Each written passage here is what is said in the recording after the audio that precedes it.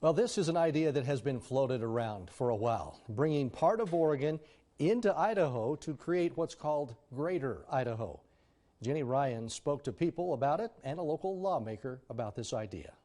According to the group leading this border change movement, Greater Idaho, joining Idaho would bring the benefits of saving money with lower taxes, a better economy with less regulation on businesses, and more order with Idaho's laws when it comes to crimes, drugs, and guns.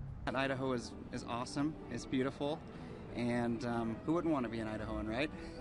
I think it's very family oriented. It seems very affordable. So there's just a lot going for Idaho.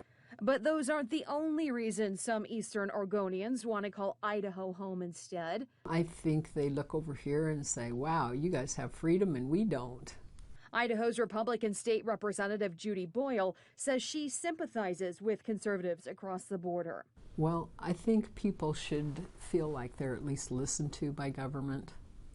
And the Eastern Oregon people don't feel that Salem listens to them at all. They just tell them, send your taxes and we'll tell you how to live. And that's not right. Much of the area where supporters of the movement Move Oregon's Border for a Greater Idaho live is rural and Republican, like much of the Gem State. It's a completely different, in my mind, like economy almost compared to the west side of the state. What about politics?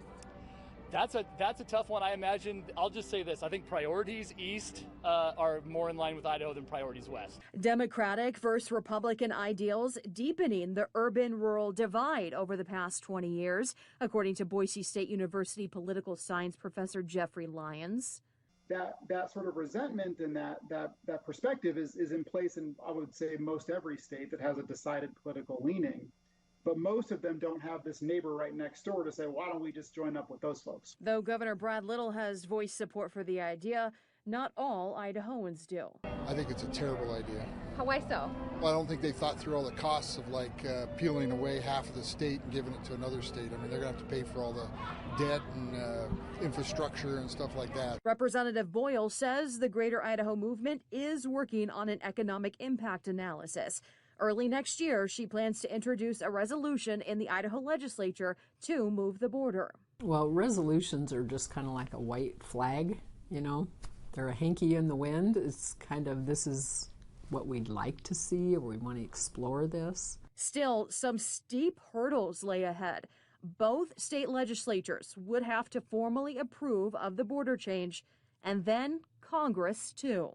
Now, if this ever were to happen, Greater Idaho has a phase 2 to their proposed plan of growing Idaho, and that would be bringing it into southeastern Washington and also northern California.